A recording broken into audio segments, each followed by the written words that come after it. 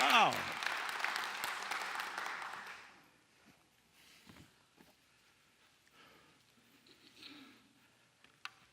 I always love it when there's a standing ovation before I've said a word, because it's downhill from there.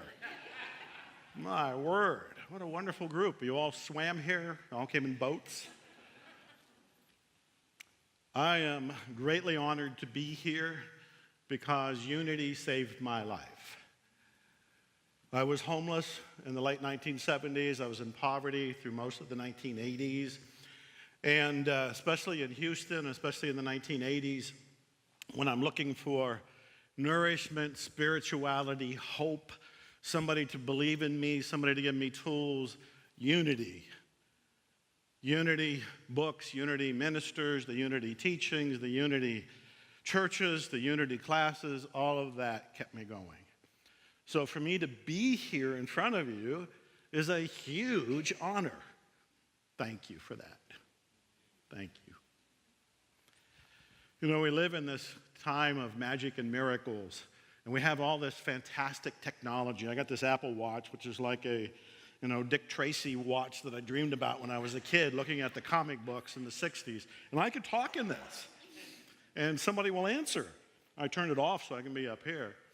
But we have all this technology, including a PowerPoint, and we have the remote control. But nobody told any of us that there's an on-off switch. We couldn't get this to work earlier. It took 3 of us to analyze it. And we had to look on Google and look at the schematics for how they made it. And then there's a little on-off switch. Is this magical or what? But we had set an intention. We set an intention that I'm going to be able to run this thing for all of you using this. And my God, it took place. So the very first thing I want to do is to invite you to state an intention. You can state it for yourself, but what do you want to have, do, or be from our time together?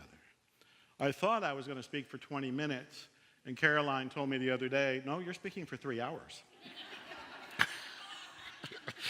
So we're going to take naps. We're going to do card tricks. We're going to exchange jokes. We're going to do all kinds of things just to get me through my 3 hours.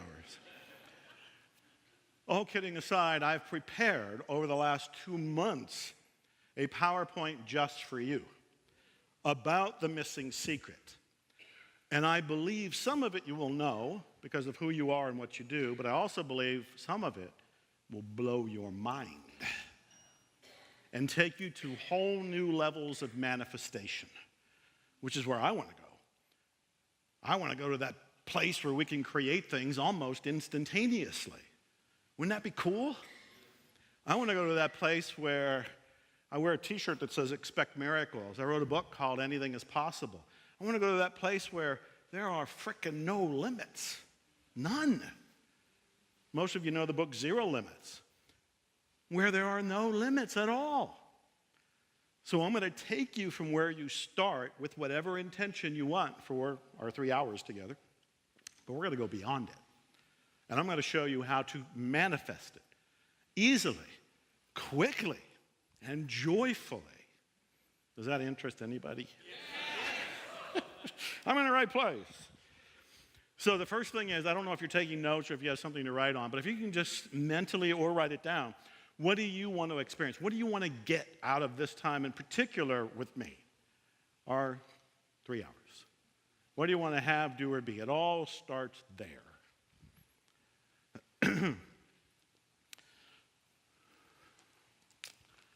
And throughout our time, I'll ask you for involvement, questions, anything that comes to mind that you want to share. This is informal. I don't want a stiff talk. I want this to be really informal. I'm going to take my jacket off in a minute. I'm only wearing it because it's a tailor-made jacket, and I need to wear it long enough to, tell the IRS I used it in front of a group. And then I can take it off because I'll be so much cooler without it and still deduct it. But when you participate and you ask questions or tell jokes or whatever it is, I'm going to bribe you. These 2 piles of books CDs, audios, music, most of which you don't have and probably never even heard of. I will give one to each person that asked an interesting question. And the question could be anything. Somebody was asking me earlier, what kind of question could it be? And I said, what color is blue? What is the meaning of life? You know, why do children cry when they're hungry? I don't know, anything. I'm making it up. Anything. And I will reward you with a book. Okay? That sound good? Does anybody want to begin by sharing your intention, your preliminary intention for now? And we have a microphone and we have runners someplace. And it's okay if you don't want to. But is anybody bold enough to say, this is what I want to start? I'll start. We got an I'll start right here. Yes. And is it because you want a book? Well, yeah. Bribery. She doesn't even ask the question. She says, may I have my book now? Or is that your question? May I have my book now?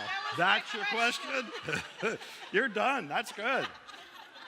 This is the remembering process, which I wrote with Daniel Barrett, who's been my music producer and friend. How many have read the remembering process? Yeah, a couple of you. Well, you're in for a treat. This is the way to go into the future and think back to where you created what you wanted. You remember back to it. It's different than sitting here and visualizing what you want out there. You actually go past the manifestation of what you want, and out there in that world, you think back to it. So it invites creativity, it invites a belief. There's an underlying assumption that it already got created because you're believing back to it. How cool is that? You're not going to believe that, but that was my intention. To get this book? No, to get what's in that book. To get what's, well, okay, it's Yeah. a book. She said that was her intention, is to get this book. Well, you got it. Yeah, thank you. Do you still have a question, or was, That was you just wanted the book? Yeah. All right. Did she peek at that earlier or something? She was looking earlier. Anybody have a, yes, right there. My intention is to be the missing secret in action. She wants to be the missing secret in action. You get a copy of The Key, which is one of my books. This is the unabridged version of me speaking it or reading it. So if you're driving around or working out, oh, thank you. Or working out or something like that. Yes, right there. My intention is to truly be open up to my unlimited possibilities for my life. That's awesome. And you get the Awakening course. How many people have read the Awakening course? Yeah, I say there's 4 stages of awakening, and I describe them here. And if we have time, I'm going to do it over the PowerPoint. Thank you for running that tour. There's somebody back there. Hello, Mr. Vitale. Thank My you. intention is to become an LUT by the end of next year, then to go on to the ministerial program and become and be the light in the world that we need to see. Awesome.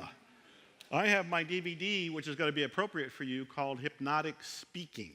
And I also, Hypnotic, she has also a PS. I have one question. I went to high school with a Joe Vitale. Would it by any chance be you? What high school? At Meriden, Connecticut, Platt High? Wasn't me. No? Okay, wrong Joe. I'm from Ohio. Oh, look at all these questions. You just want to keep asking until I'm out of books? Is that what's going on here? Let me take one more because I want to move on here. Either one of those. There's a mic right beside you. Right there. I get a microphone. Oh, you're brave. My intention is to learn secrets and gain ideas to help my congregation believe that anything is possible in Joplin, Missouri. You got it. You got it. You also have a copy of the Miracles Manual, the secret coaching sessions. This is free for everybody if you go to miraclesmanual.com. There's 3 volumes. They're all free to you. There you go. Thank you. And thank you for helping. Okay, we'll pause there. Let's actually look at the PowerPoint here. But that's a great beginning because I can already tell, based on what I'm going to share with you, based on what I'm going to teach to you, based on what I'm going to reveal to you, you're going to create far more powerful intentions than what you've already written down. I guarantee that. And I also know that intentions kind of rule the earth. Not kind of, intentions rule the earth. when you state a very clear, empowering intention about this is what's going to happen or this is what I'm going to do, you not only turn on your body and mind to go in a specific direction, but you send a signal to the universe which moves everything around like chess pieces to make that intention happen. But only if the intention is really dynamic, energized, clear. And we're going to go into that. Sound good? All right, what am I pointing at here? It's over there. Okay, how many of you saw the movie The Secret? Yeah, I spoke to a real estate convention 2 weeks ago, and I said, how many saw the movie The Secret? And they're like, the what? How many heard the law of attraction? The law of what? They didn't know any of that, and of course you know what it is. You may not know that was the thing that I said, you are the masterpiece of your life. You might remember that scene in there. What you don't know is that was entirely ad-libbed. I was filming in Chicago, is where Rhonda was doing me and 3 other people. And she said, do you have anything else to say to the camera? And I just said, yeah. I didn't have a script. I didn't have anything. I just said, you are the Michelangelo of your own life. You're the Michelangelo of your experience. The David that you're sculpting is you, and you do it with your thoughts. Where'd that come from? It's one of my most quoted passages, and I'm proud of it, but it's like it came to me, and then I took credit. Yeah, I said that. Yep, I thought about it a long time. No, entirely improvised. And so, how many have heard me speak before? Oh, you can all leave. I'm not going to say anything new. I am going to say some things new. But what I typically do when I speak, and I've spoken here before to the church and the people here, and I've done book signings here, I typically don't have notes. I typically don't have a PowerPoint. I don't have any sort of guiding anything. I sit in the back like I was doing here earlier, and I'm meditating, and I'm waiting for inspiration. And then I come out here and wing it. And I'm kind of winging it even now. I didn't have that intro. I didn't know what I was going to say when I came out.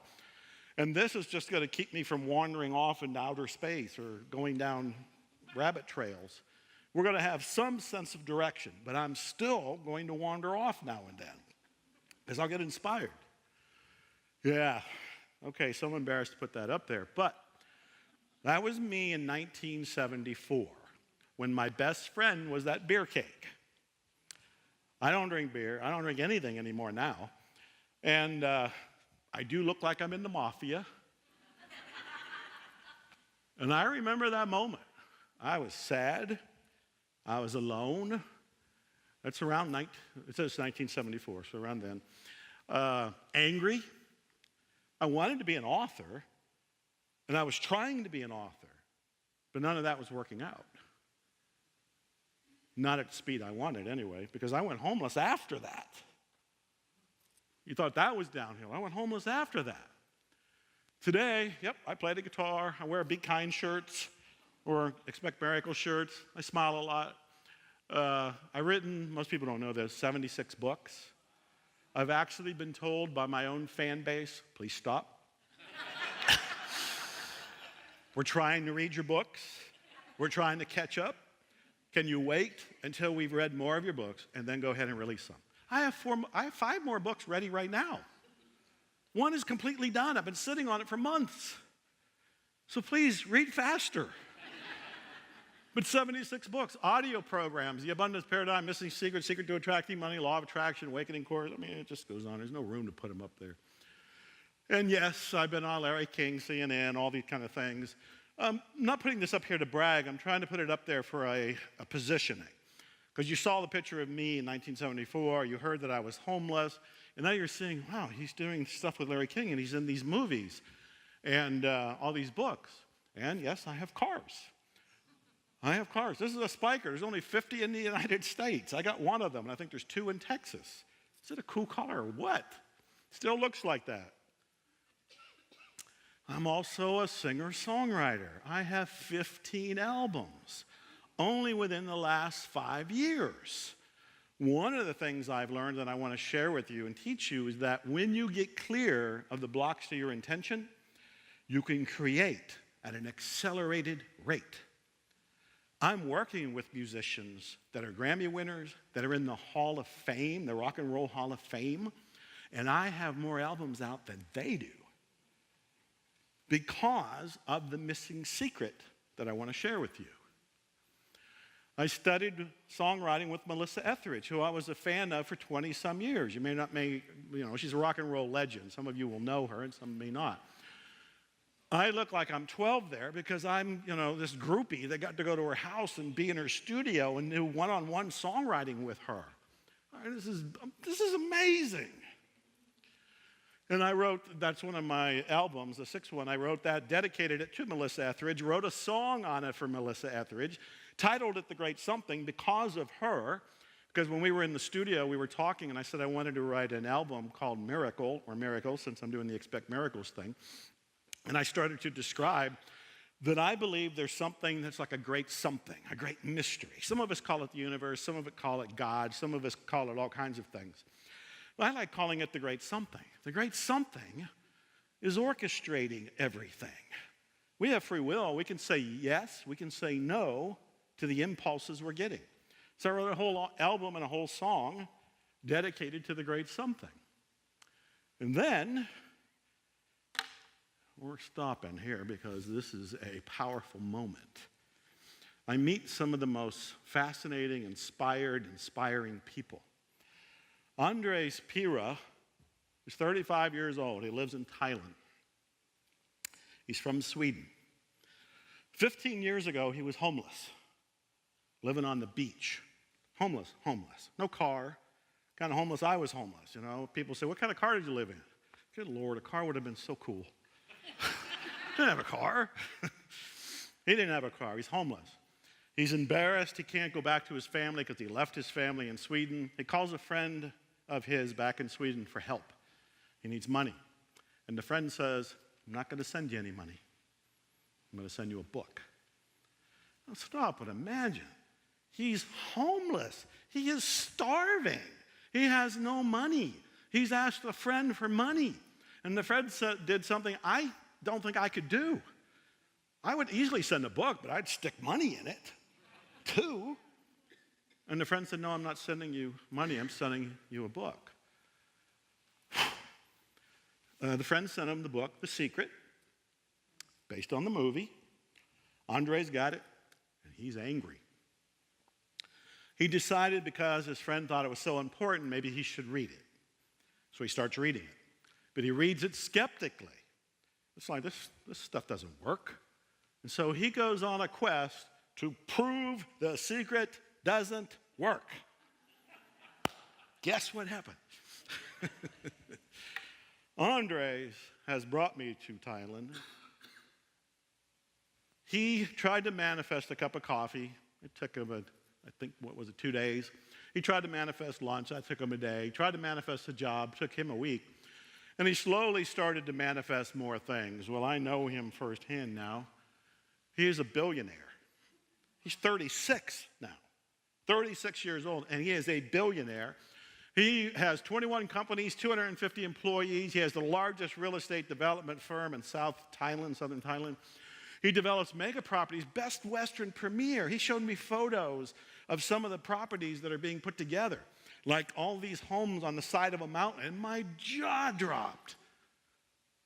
And he says he owes all of this success to me, Bob Proctor and Jack Canfield, the 3 teachers he related to out of the movie and out of the book. And a year ago, I met him. He brought me to Thailand for a speaking engagement, and that's when I heard the story.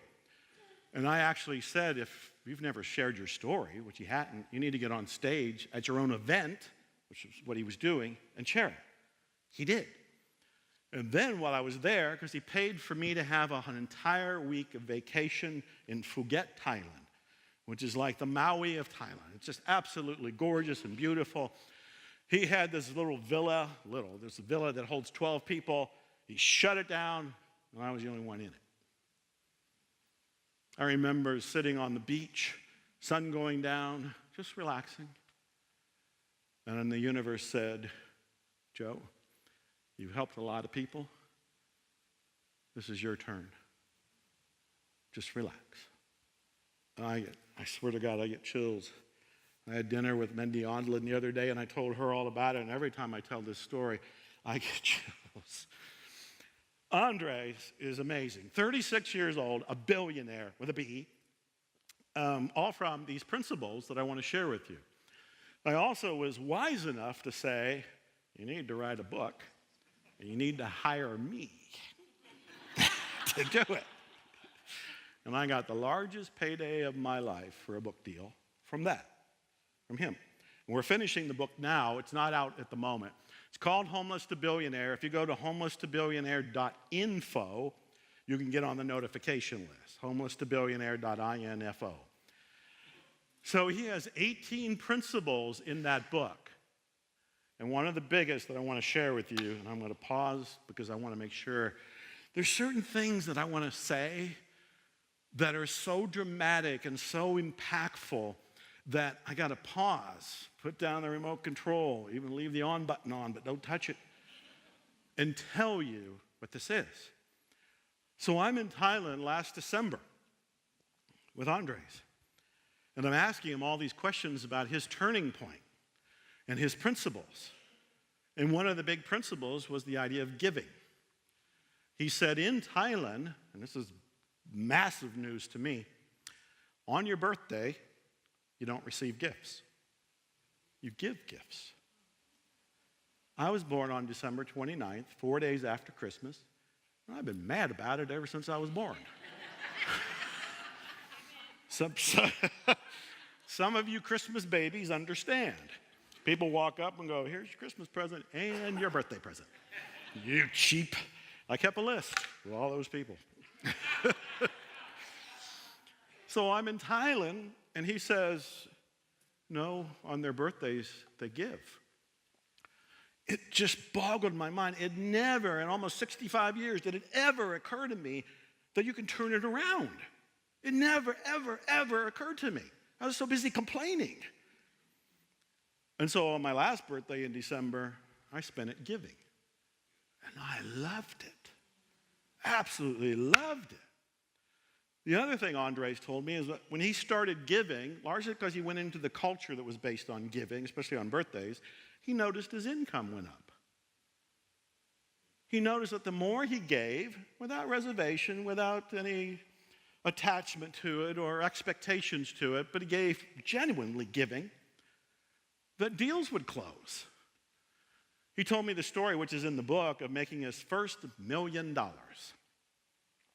He had come across an orphanage where they had children with HIV, and there were some people trying to help the kids, but there was no real funding, and this is a small village in Thailand.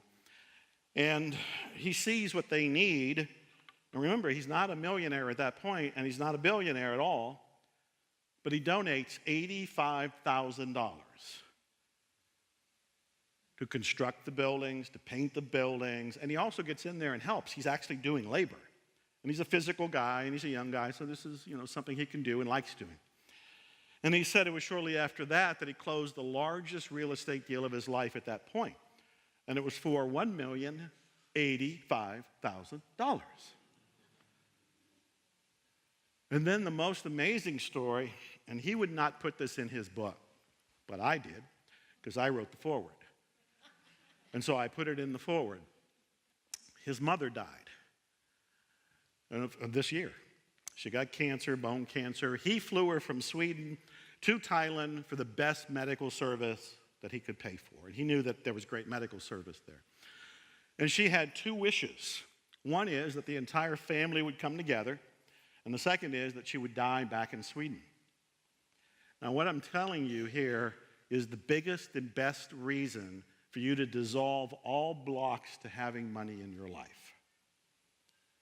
It is not about money. It is not about cars. It is not about things. It is not about stuff. It is about fulfilling missions and about fulfilling dreams coming true. His mom had two wishes. So the first was about the family. Andres paid for the family to come from all parts of the world, and they spent a month together in Bangkok, going to the hospital room every day. So the first wish is handled. The second one is about she wanted to die in Sweden.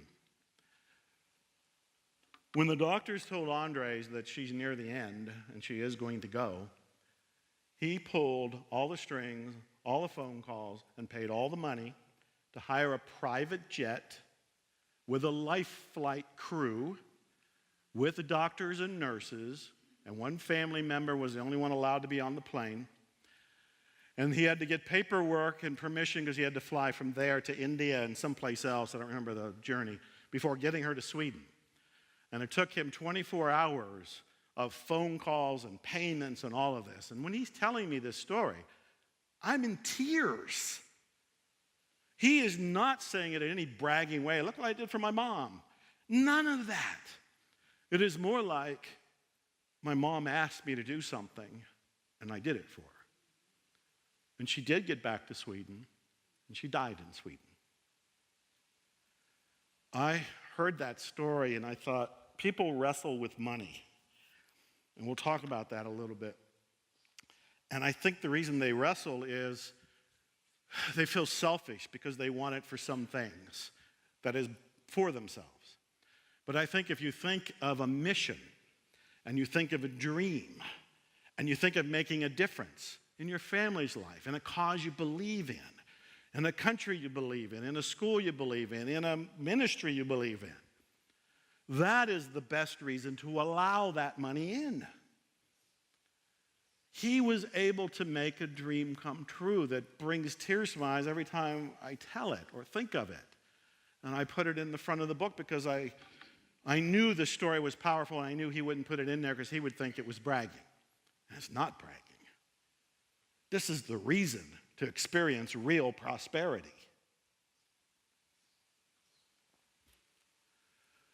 So how is all this possible? How do I go to homeless to hanging out with Melissa Etheridge, going on Larry King, all this other stuff?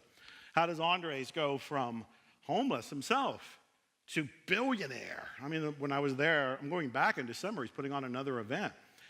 But I was there, the last day I was there, he rented a yacht for the entire day for me. He asked what I like to eat and what I like to drink. He got a personal chef. And he got all of that. And he had his 10 top people that's in his company be on that ship, that yacht as well. And I liked it. I liked it a lot. So the missing secret, that's what we're here to talk about. So I believe that what I discovered, and I'm sure other people are talking about it at this point, somebody else probably discovered it before me, but this is the turning point in my life.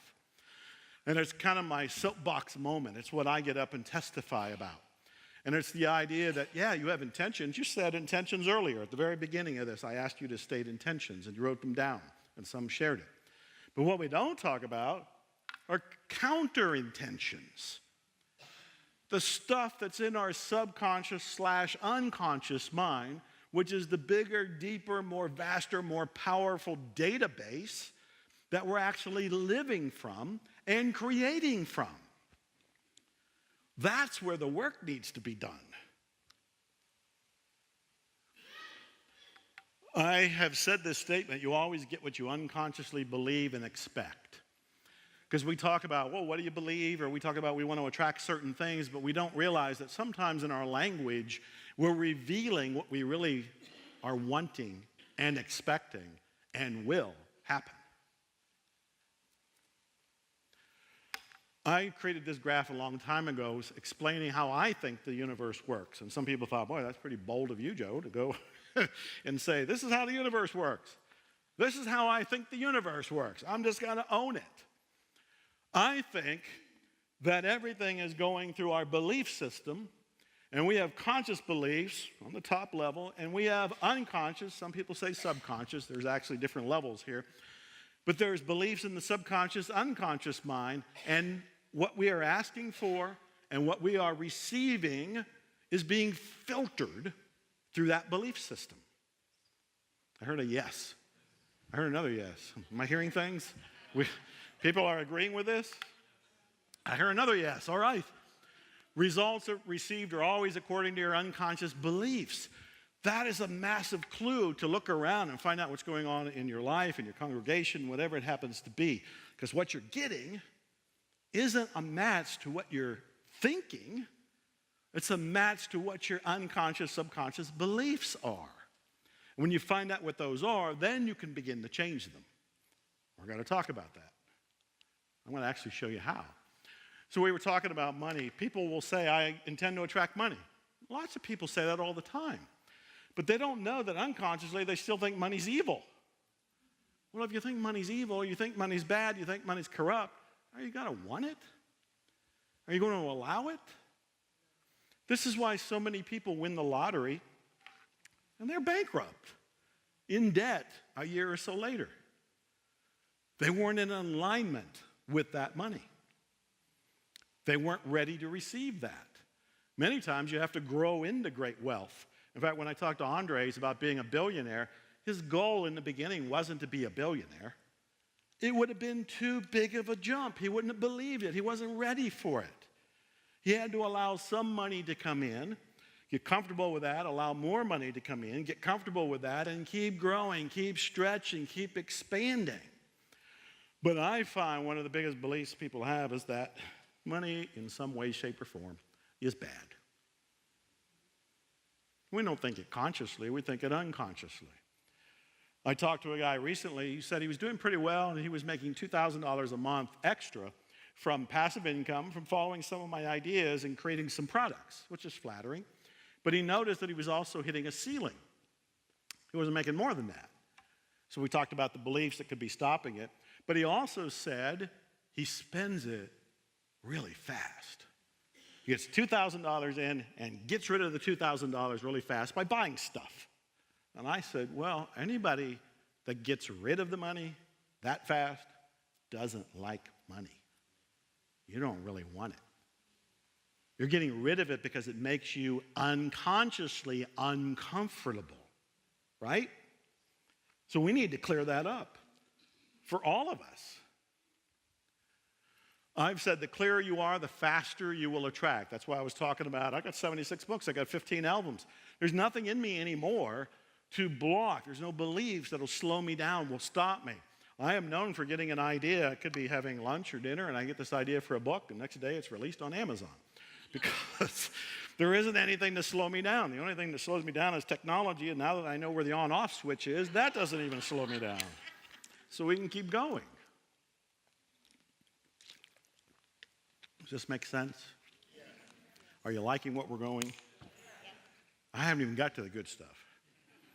This isn't the good stuff. Yeah, the good stuff's coming. I was saving the good stuff for you. So if you thought this was good, that was actually the boring stuff. Yeah, that was the slow stuff, not important stuff. So if you weren't listening, now's the time to listen. So again, I'm going to ask you about your intention. And I want to walk you through making it better than what you had already written down. Intention starts the motor. Yes, I always like to show my spiker. So where do you want to go? Intention starts your motor. What do you want? What would you like to have, do, or be? We asked that question. What would be cool to have in your life? A friend of mine came up with that question, and I like how it disarms you. What would be cool to have in your life is more relaxed. It doesn't sound like you need it. It doesn't sound like you're really expecting it. It just sounds like, well, that would be cool. What would you welcome if you could have anything at all? I had a friend who used to ask, what would you welcome if it just fell out of the sky? What would you welcome into your life? That's another freeing thought. And if you don't know, in my book, The Attractor Factor, which a lot of you already have or read, The Attractor Factor was the book that got me into the movie The Secret, in case anybody was curious. Rhonda read it, wanted to do a movie on the law of attraction, read that book, invited me. And in it, I say, if you don't know what you want, write down what you don't want. I don't want to be broke anymore. And turn that into your intention. I want to be financially free. So write down your don't wants, turn them into wants. A goal should scare you a little and excite you a lot. That may be the most quoted Joe Vitale line ever. It's all over the internet. People keep posting and reposting it and tweeting it or twittering it or whatever they do with these different things I don't even understand, and Instagramming it and Facebooking it. And she has a question. Can you go back one slide? One slide. Yes. Because this, for me, is the hardest Yes. So, If it's a lack or I'm afraid of accountability. Can you talk just a little bit more about that? since she didn't have a mic, I'm going to repeat it. And she is saying, this is the hardest part for her. She doesn't know what she wants. She wants to know how to find out what you want, right? Okay, this is a great question. I'm glad you brought that up. You actually get a book, even though you weren't trying to get one. You don't even want a book? She said no. What? Oh, I thought you were shaking your head like, no book. Why would you say that to the author of all people? Right? This is a problem in having an intention. It all ties in, right? The book, The Secret Prayer. The Secret Prayer, the 3-step formula for attracting miracles. This is my book where I tie in the law of attraction, unity kind of thinking. I hope this is in the bookstore. If not, it should be. The Secret Prayer is for you. Thank you very much. So she asked, how do you figure that out if you don't know what you want? It's a wonderful question. I hear it a lot. And so, anybody here ever read Robert Anthony, Dr. Robert Anthony? A couple people know who he is. He's still around. He wrote a lot of books in the 70s, self-help, self-improvement. They influenced me during those formative years too. And I finally got to meet him, and we were in Vegas, and this is a great, big honor for me. And we talked about things like, what do you say when people say they don't know what they want? You know, they can't choose, or they don't know, or they genuinely come up. In fact, somebody came up, one of the assistants came up to me before we even started. I don't know where he went. And he was saying something, yeah, I see him back there. He was saying something about along the same lines.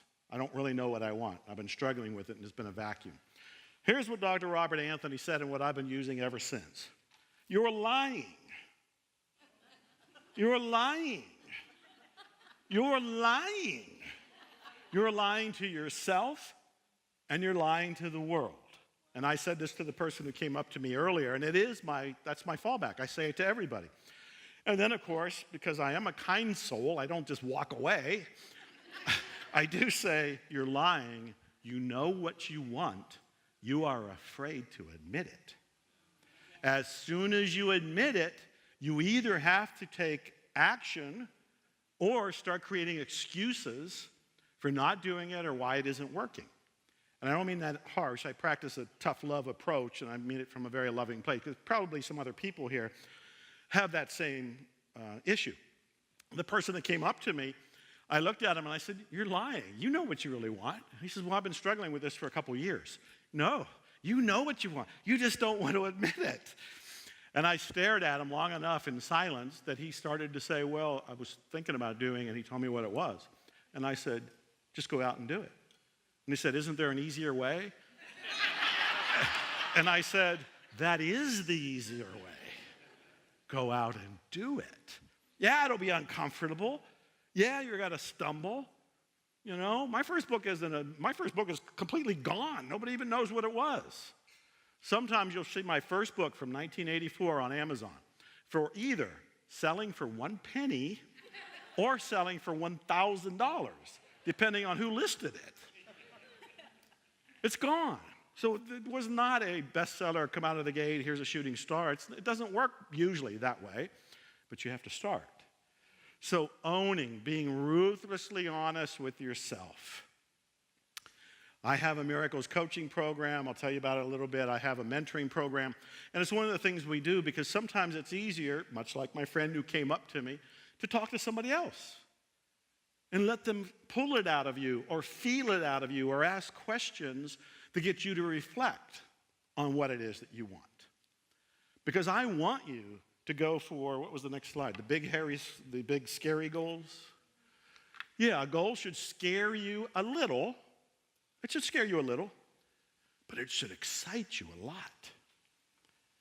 Somebody came up earlier, and I was sitting up here, and they said, do you ever get nervous before your presentations?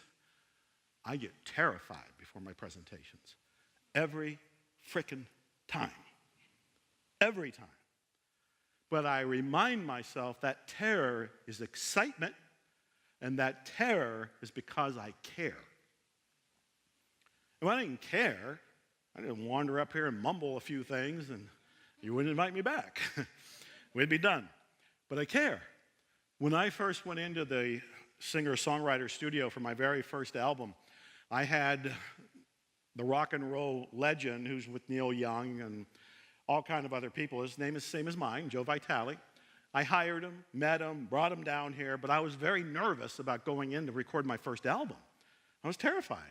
In fact, that's a scene of me being in the studio. A goal should scare you a little and excite you a lot. And I asked for his advice.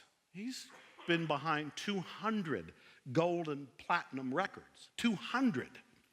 He's been doing this for 40 years. I wanted to know what he said. And he said, all I can tell you is you believe in yourself, you believe in your music, you believe in your songs. Just go in there and testify. I wrote the word testify down. I put it in front of me, and I sang, reminding myself, just testify. And behind here, there's a sofa, and I was sitting on there while you were all coming in. And I was relaxing, trying to get my center, letting the divine come in, praying. And I was remembering that story. It's like, okay, I want to come out here and I want to testify. And I looked down, and there was a song sheet that at the top said, testifying. I'm like, it's everywhere. There's the reminders. There's the signals. And that's what I told that fellow, is that you want to own what it is that you want to do, and then when you get on stage, what I'm doing is you want to testify. You want a goal that scares you a little and excites you a lot. You want that little blend. We'll talk about some that Andres has here soon. I like really thinking big. I have a book called Anything is Possible. It's 7 steps for doing the impossible, because I swear to God, I'm in the place in my life where I don't think anything's impossible. We may not have done it yet, right? But we will. I mean, I got my Dick Tracy watch. Anything is possible. So is anything possible? I started to be skeptical, and I thought, well, what if somebody says time travel? I looked it up. In 2017, there were scientists proving and doing time travel. They only went 2 seconds ahead and 2 seconds back, but it counts. They're working on it. And somebody else said, well, what about teleportation? In 2017, it was reported that this was happening. They were developing teleportation, Star Trek stuff. When I'm done, I'm not going to go through traffic. I'm going to be teleported back home. Is limb regeneration possible or impossible? Somebody asked me. And I saw in 2018, there's a group of scientists that have been involved in a study showing that if they use the acorn worm, they can help amputees regrow their limbs. These are just top-level stories that I got curious about. I think in your book, Mindy, you have, What If It All Goes Right? You had stories of some impossible things that were taking place, as I remember. Is anything impossible? It always seems impossible until it's done. Everything is theoretically impossible until it is done. So when you look at your intentions, I want you to stretch them. I want you to be bold. I want you to be bodacious. I want you to think, what would be better than the intention you wrote down? What would be more dynamic? I want you to think even bigger. Because the intention is going to do something for you. First thing it's going to do is get you excited and a little scared. But the second thing it's going to do is it's going to bring up your counter intentions. It's going to bring up your limiting beliefs, your negative thoughts, the things that are going to be in the way. Much like when I decided to be a singer-songwriter only 5-6 years ago, everything came up like, who am I to do this? Never been in the studio, didn't even sing songs in the shower, never did karaoke, didn't sing behind the wheel in the car, in traffic, didn't do any of that. Played a little guitar, didn't know much of guitar, didn't know how to write songs, but I had to go through all of those. So, here's the juicy part. I'm going to give you 5 ways to get clear of those limiting beliefs, those negative beliefs, the ones that are preventing that great intention of yours to come true. But I'm only going to give them to you if you convince me you really want to hear them. Yeah.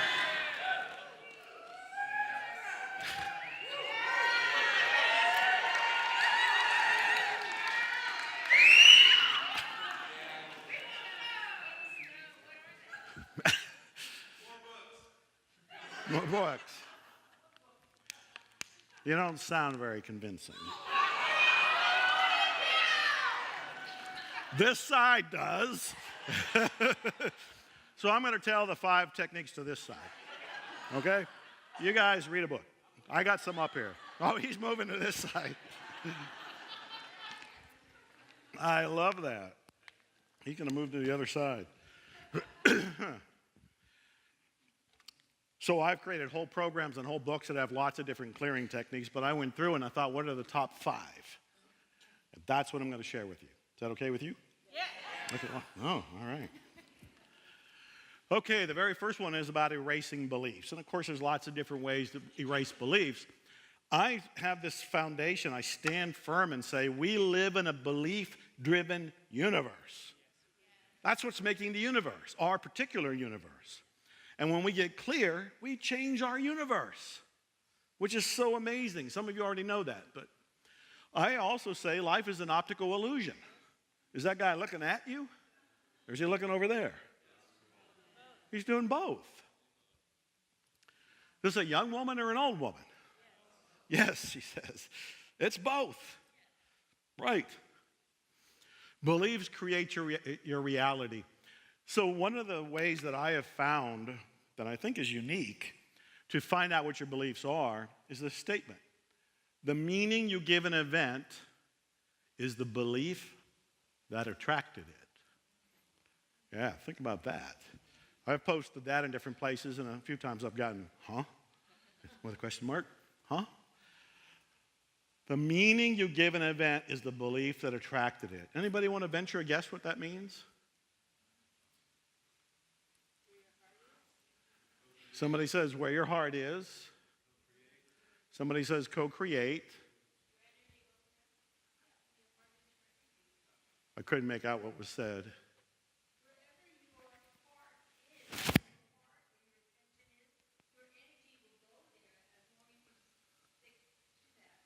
Wherever your heart is, your energy will go there. And it's an invisible person because I couldn't see a mouth moving. Where we have spirits in the room, genuinely, and they're speaking. When you believe, you'll see it. All of those things. But this is a way, the meaning you give an event is the belief that attracted it, is the way to discover the belief. So here's what I tell people, and this happens a lot in coaching.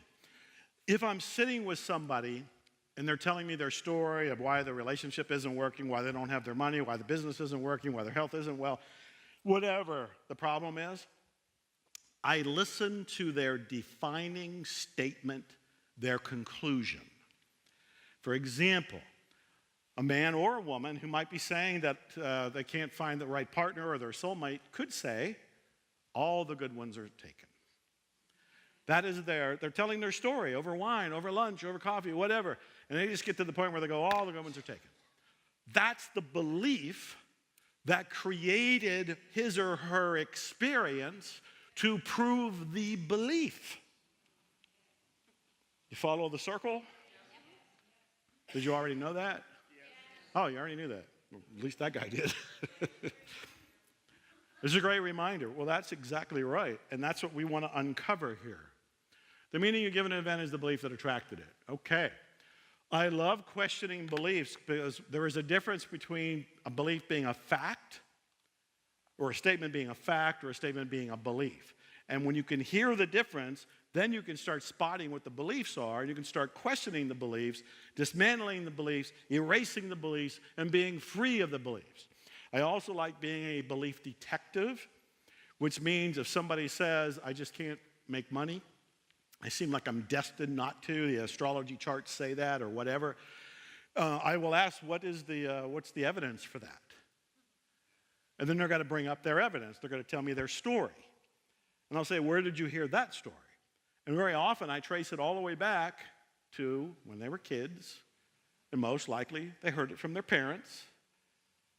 And now we can look back at that with the objectivity of adulthood and decide if we want to keep it or not, if it's serving us. Anybody know who Elsie Lincoln Benedict was? The most popular self-help author of all time in the early 1910s. She spoke before more people than Dale Carnegie and Napoleon Hill. She was more popular than Dale Carnegie, Napoleon Hill, or any of the men who came after her. She had a movement going on. She had the Benedict School of Opportunity. She wrote tremendous books, including brainology and how to read or how to analyze other people, psychology courses. This is in 1910, 1912, 1920s. I mean, she looks like a flapper there, you know, that dress and the hairstyle and everything. I have found her to be one of the most inspiring people I've ever been in, you know, I never met her, but through her work, been involved with. And she has taught a lot about changing beliefs. One of the big ones is that she said your subconscious mind has a hidden prime directive. Think about this. A hidden prime directive. Your subconscious mind is guiding through your life to make things happen that you consciously didn't agree to. The subconscious decided on it very, very, very young, and depending on the belief system, may have come in with it. Your supreme subconscious wish dictates your life. It permits nothing seriously to interfere with its materialization. It is automatic. What you want most of all is a condition in your life. It will get for you. And it doesn't necessarily mean something positive. If you don't want money because your subconscious mind believes it's bad or it's evil, it will be sure you don't have money because it's your hidden prime directive. Make sense? This is why discovering these prime directives and these beliefs is so important. And you can change it. You can use your conscious mind to offer new instructions to your subconscious mind. I'm assuming all of you know about your reticular activating system, how to reprogram it. Anybody not? How to reprogram? That's the question I wanted to hear. Somebody said, how to reprogram what? All right, then we're going to pause long enough to talk about that. Because reprogramming your subconscious mind is one of the things we have to do. You have a reticular activating system at the base of the brain, at the top of the spinal cord. It can be programmed for different things. Right now, it's programmed for survival. You're all surviving because of your reticular activating system, so your RAS is working. Okay? What most people don't know is that you can actually add a program to it. So it'll do more than just help you survive. So what can it do? Anything. Your intention that you're honing in on through this process here and getting clear of, this intention is what you can tell your reticular activating system to manifest for you. There's 3 ways to get into that reticular activating system.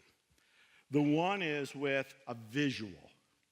It responds to visuals. This is why people, you know this, creating vision boards, poster boards, symbols of what they want, whether it's wealth or car, a bigger church, or any number of different things.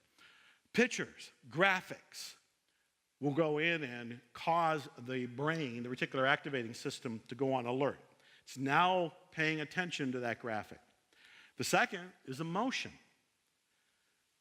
I'm sure you know this, but you attract what you love, what you hate, and what you fear.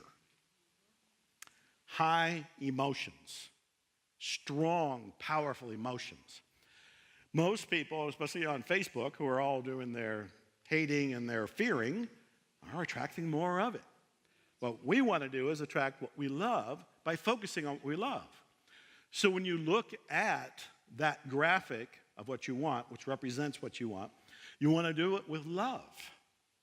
So the emotion of love is attached to it. And then the third thing, repetition. You want to do it every morning. You want to do it every evening. Andres, our billionaire friend in Thailand, said that he put yellow stickies everywhere. Bedrooms, mirrors, dashboards. He would write in ink on his hand keywords or little images so he would see them when he's driving. Everywhere. Repetition. Those three ways get the new order into the reticular activating system. That was the first way. The second way to change is through coaching, mentoring, or even a mastermind. Now, at least one person came up and said they're in the Miracles coaching program. Yes, I remember that. And we'll tell you about it a little later. I'll have Caroline tell you about it at the end of this. But if you're curious, it's miraclescoaching.com. But what I found in my own life is my biggest, most dramatic breakthroughs came when I got a coach. Because the coach is objective. The coach is outside of me. The coach can reflect back to me what I need to hear or what I need to look at without judgment. You know, this is done lovingly. This is done objectively. And the coach or the mentor could be that person to help you see what your own limiting beliefs are and then question them. I remember a friend came to visit the house one time, and he was talking about the lack of money. And he said, I don't believe my guardian angels want me to be wealthy. And I just had to ask, do you really believe your guardian angels?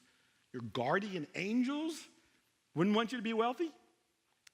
When he said it to himself and inside his own mind, that was his reality, and he never questioned it.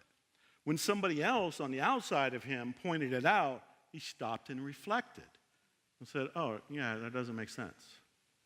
And was able to let it go. Masterminds. I love masterminds. Masterminds are when a small group of people get together. Most of you will probably know about that. Hopefully you're in masterminds. I've got a couple of them. But what I didn't know is how far back they went. I know Napoleon Hill coined the word masterminds. I think it was in 1926 with Law of Success, and then in Think and Grow Rich in the 30s, he expanded on it. But Benjamin Franklin was in a mastermind in the 1700s. Henry Ford was in a mastermind. Thomas Jefferson, Harry Firestone. Mark Twain was in a mastermind. He was in a mastermind with who? Tell me. You get a book. I believe it was Andrew Carnegie, because they were in the same time period, and they were in a mastermind in New York City, and there were some other people in there. That's amazing. Masterminds help stretch your own mind. You know, Napoleon Hill talked about it being a pool of resources, but it's more than that, because the mastermind lifts you out of your own mind. Andres, my Thailand buddy, when I made the book deal with him, he only had one question before he signed the deal and started paying me. He said, why would you do this? Why would you write it? And I said, the truth of the matter is, I'm learning from you. I'm being inspired by you.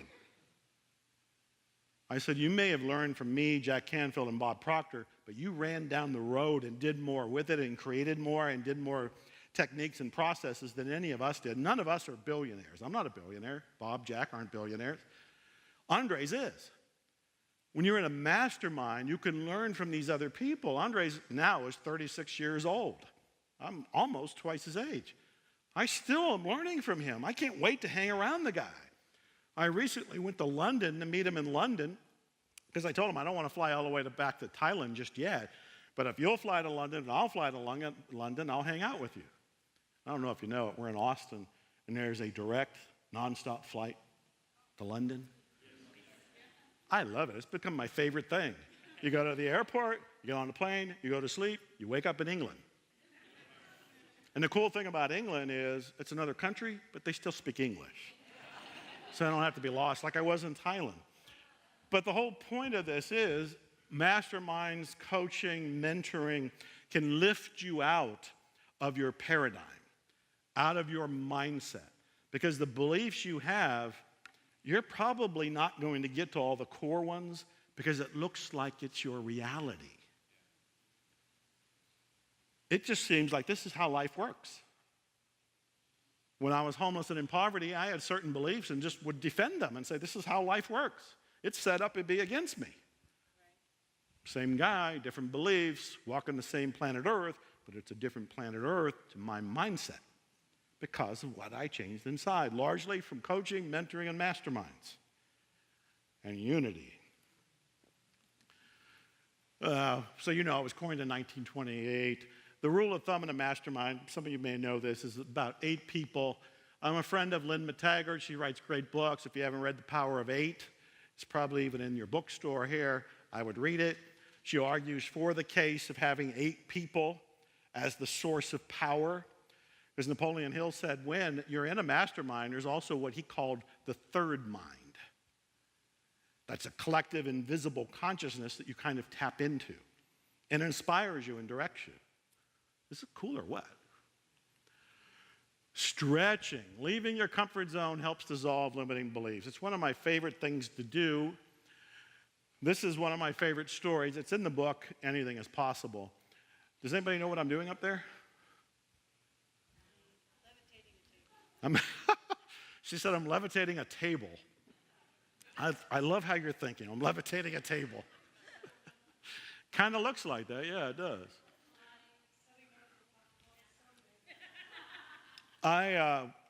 That's strong. I went to strongman training. Strongman training is where you learn how to bend horseshoes, nails, steel bars, screws with your bare hands. And I wanted to know the tricks. And it turns out there are no tricks. They're really doing it. They're doing it with their mind power. They're doing it with their intention. And they're doing it with some leverage. I went to this strongman training, which was in Austin a few years ago. I knew the Dennis Rogers, who's right there in the picture, and Dave Whitley's over on the right. And I thought, well, I want to go. This is a 1-day, 2-day training. I want to find out all about it. And I went there. I was the oldest person in the room. I was the most out-of-shape person in the room. I was the most inexperienced person in the room. And I almost left. But I knew the power of stretching. So I stayed. I faced my fear. I stayed. I think it was the very first thing we did, is Dennis said, we're all, one by one, imagine this, I was going to do this with you. One by one, you're going to come up here and have a board, and I have a nail, and you are going to take the palm of your hand, and you're going to slam that nail through the board. Just imagine what you'd be thinking right now. That's what I was thinking. I thought, I can't do that. Dennis said, you will all be able to do it. However, you probably won't do it on the first try because your mind will stop you. Your mind will try to keep you safe. Your mind will pull back the last second, and you will abort. With the best of intentions, your subconscious mind is going to say, this is not going to work. And as you come down, you're going to turn your hand, you're going to pull back, you're going to miss, you're going to do something. There's 30-some people in the room, and one by one, we got up in front of everybody. And sure enough, virtually every one of them, and they had experience more than me. I had none. One by one, they were trying, and they didn't get it on the first one, but they did get it on the second or third because they decided, I am in control of my mind. I am telling my mind that we are doing this. And when they were in alignment, they put the nail through the board. I got up there, and I had already seen 8 or 10 people do it, including a woman who had been sitting right beside me who was like 30 years old and weighed 90 pounds. And I thought, if she can do it, I can do it. So I had that going for me. Plus, I had seen the other people try. Plus, I had made the agreement with myself. It's like subconscious mind. I even told myself, subconscious mind, I'm putting a nail through the board. I trust Dennis. I trust David. I've seen these other people do it, and I'm doing it on the first try. And I got up there, and with all the power, all the intention, all the focus I had, I pulled my hand around, slammed it down, and I put it through that board. That's what that picture is. Right after I put the nail through the board. He lifted it up so you can see it. I'm pointing at the nail. Somebody took footage of that, only about 8 seconds. He didn't do the whole camera thing. But he got 8 seconds of me just as I put my hand through and I stepped back. And it was a turning point in my life. Because I look at that moment and I relive it in my head, and I swear to God, I now believe anything is possible because of that. Heaven and earth and my understanding of life changed when I put a nail through a board with my hand, with the palm of my hand. This is the power of stretching. You don't have to go out and put a nail through the board, but stretching in some way, shape, or form gets you out of those limitations. I ended up writing a book called Anything is Possible, and that pile of metal, those horseshoes, those nails, those bars, everything there, I bent by hand. I'm not saying this to brag. I'm just saying this because these are the things that are stretching me. When I was with Andres in Thailand, he was talking about all the different things he was doing, and I'll tell you about some of them in a little bit. He said, do you do anything that's extreme? And I said, well, have you ever bent a nail? Ever bent a horseshoe? I have. That was extreme. Me going out and playing on stage. This is my band, the Band of Legends. A year ago, I played in downtown Austin for the first time in my life on stage as a singer-songwriter. It took me 2 months of preparation to get over my fear, my literal terror to do it. My own band shamed me into doing it. They said, you got 15 albums, 6 singer-songwriter albums. We're all waiting on you. And a lot of things were orchestrated, and especially a guardian angel who set all this up for me, a wonderful woman who did it. And I got to meet with people, including Mendy came to visit and helped me what if up right before doing the show. It was a goal that scared me and excited me. I visualized a standing ovation. I got it. It stretched me, and as I stretched, it's melting beliefs. This is the power of stretching. Andres, my friend in Thailand, he recently climbed Kilimanjaro with his wife, who was pregnant. He wants to climb Mount Everest, but so far nobody will go with him. He skydives, he scuba dives. He lived underground in a cave for 5 days with his fiancée, partly as a way to find out if she was the one or not. And she was into such extreme things as him that they got married. Hiked in Peru. He says he gets his best ideas and gets clearer when stretching his body and mind. This is the power of stretching. That was the third thing. The fourth one, how many know about Neville? Yeah, big fan of Neville, right? Have you read his books? Listened to his audios? He's greatly influenced me. I want to write about him some more at some point. I have all of his stuff. I have autographed books, LPs that he came out with in the 60s and 70s, things that I've collected. Ruthie Foster is a Grammy-nominated singer-songwriter from Austin, and she and I recorded a song called Feel It Real, which is our Neville song. And that whole song is a reminder that one of the ways for you to create your reality is, well, here's the quote coming up as I remember. Nope, that's not it. Assume the feeling of the wish fulfilled. Neville said, assume the feeling of the wish fulfilled. And I think all of you probably know what that means, but for those who don't, it's the idea that that intention that you stated earlier, imagine it already came true. Imagine it happened today or yesterday. How would you feel? How would you act? How would you talk to other people? This is so much more powerful than visualization, which is powerful. Because your visualization and some of the other imagery tools, hypnosis and some of the other ones, you're focusing on creating in the future. But Neville is saying, well, assume you already did it. Feel it real. So if you want the expanded wealth or congregation or book sales or whatever it is, instead of saying this is what we're going to do to make it happen or this is how I visualize making it happen, what we are actually doing is assuming it's already done. But not just saying it's done, feeling it's done. In a lot of Neville's work, he would say, what would you do naturally after the manifestation? Do that in your mind. Do that part. So if, I'm just making up things here, if you were looking for a soulmate and you did go out on the date last night, and this is the one or seems like the one, how would you be talking to other people? Would you call your friends? Would you have dinner and say, I was on this greatest date? Before any of that actually happens, Neville is saying, imagine it happened, get into the feeling of it has happened, anchor that. It's like a self-hypnotic trance, like a holographic experience, and that feeling it real will accelerate making it real. It is one of the coolest, most fun things to do. Just assume it's already done. But don't just walk away from it saying, and it's done, like we sometimes affirm, but actually step into it after it's done and feel that. Does that make sense? Yeah, Neville also said you must be the thing itself and not merely talk about it or look at it. You must be it.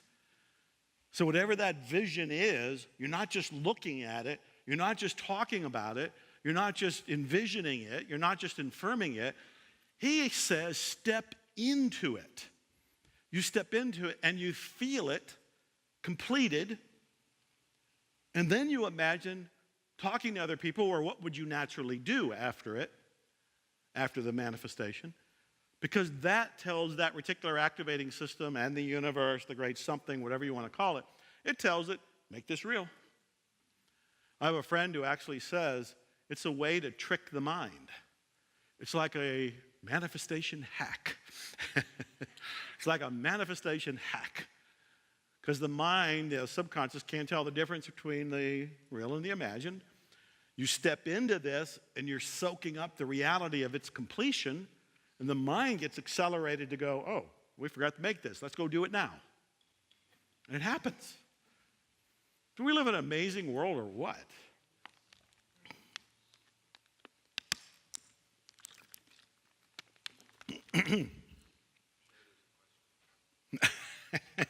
You know, I was kind of hoping there was. About 6 slides back.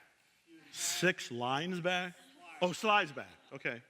beliefs versus facts. Yes. Are there any facts? He says, there's no mics, I'm going to repeat it. Beliefs versus facts. Are there any facts? Is that what you said? Are you asking me for my opinion? Your opinion. Oh, my opinion. You get a copy of The Miracle, 6 Steps to Enlightenment. I believe it's all beliefs. All of it. I keep finding that science, which I no longer pay attention to, unless I just want, like earlier, I just found some current things and put it up there to support my argument. Science keeps changing its mind. It keeps finding new discoveries and then changing. Oh, we were wrong about that one. And if you actually kept up with all the reporting, it would sound insane. And so for me, here you go. It's all beliefs. We're in a thank you for the question. It's a great question. We're in a belief-driven universe. Change the beliefs, you get a different universe. Just like that. So you must be the thing itself. Was there another question? Way back there.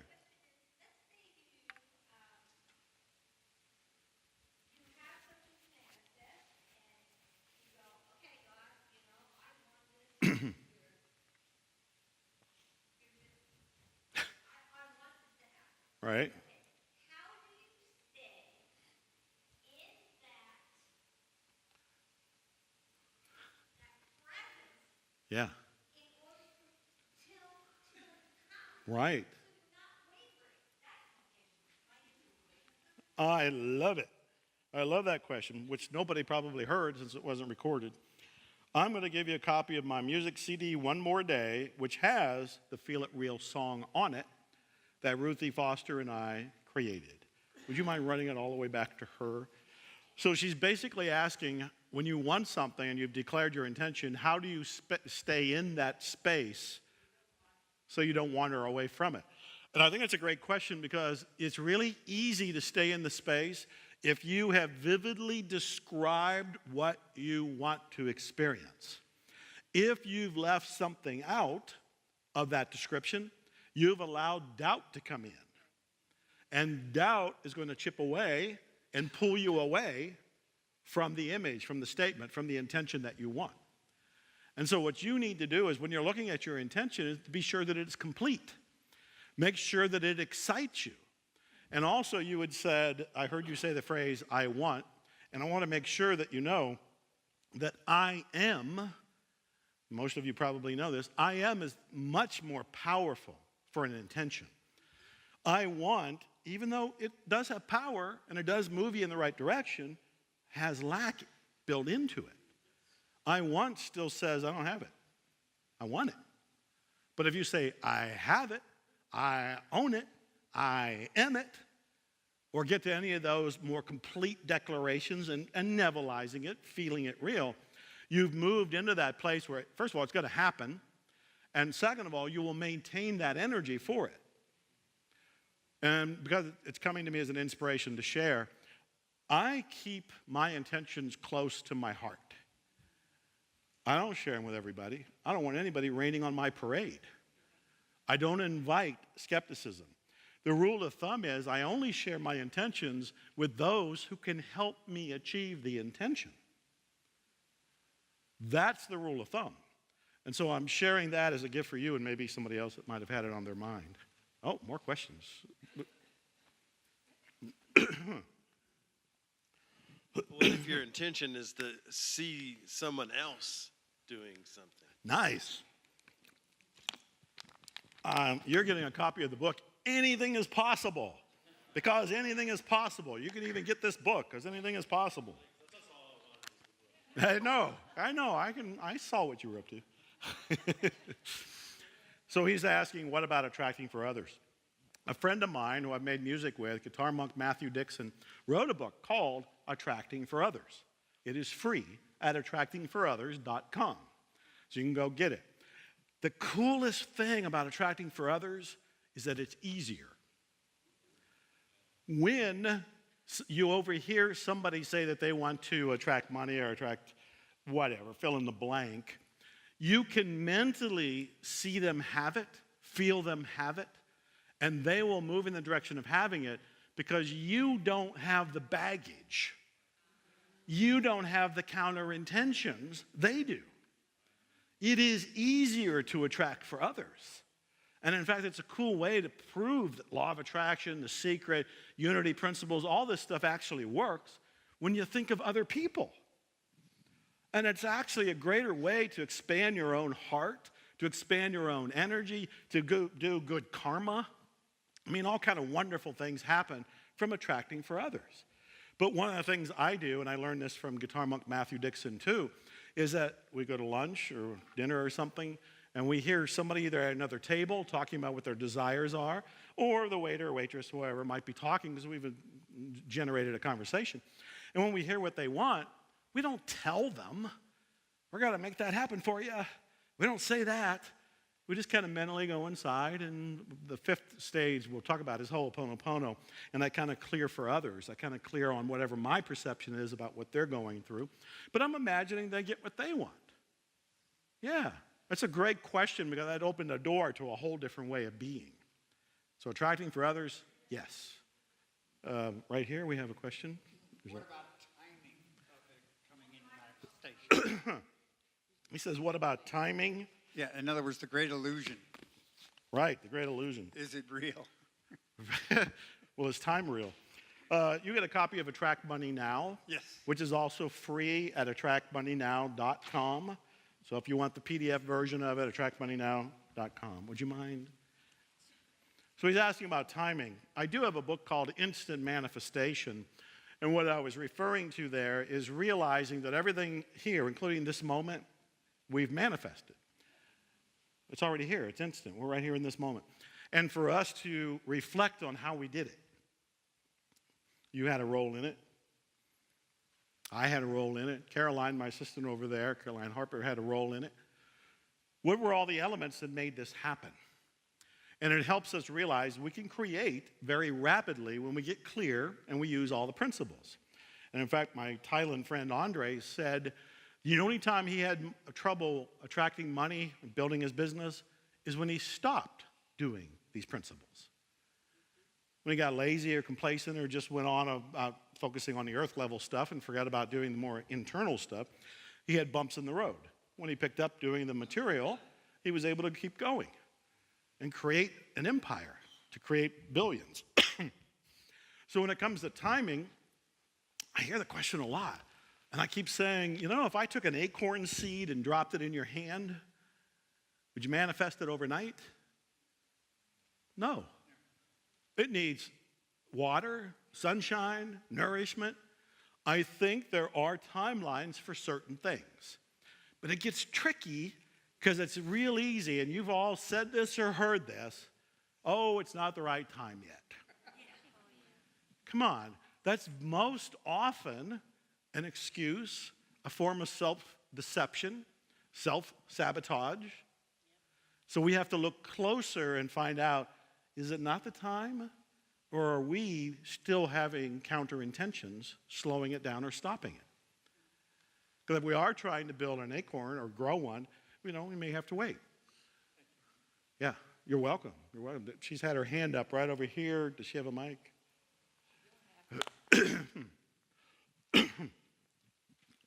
Thank you.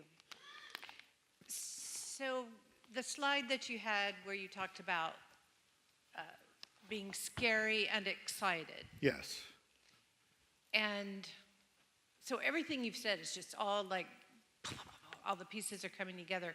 And I still have this question. So I've been feeling this certain experience in my life for a couple of years. I mean, literally almost tangible, almost reach out and touch it. And it gives me a little of that fear and excitement. Okay. And I'm doing the acorn thing of, well, but by this time, I'll get myself in this pit. It's like,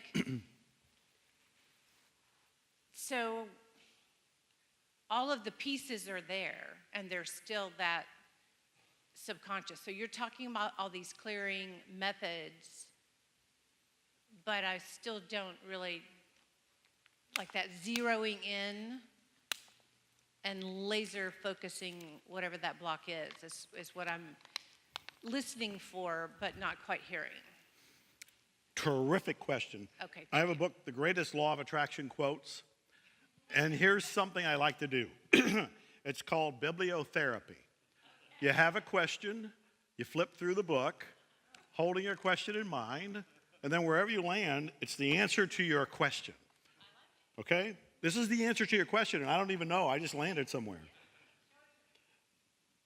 This is your moment. The sun always comes up again. The sun is rising for you right now. That is it. This is your moment. Here you go. Can somebody take this to her?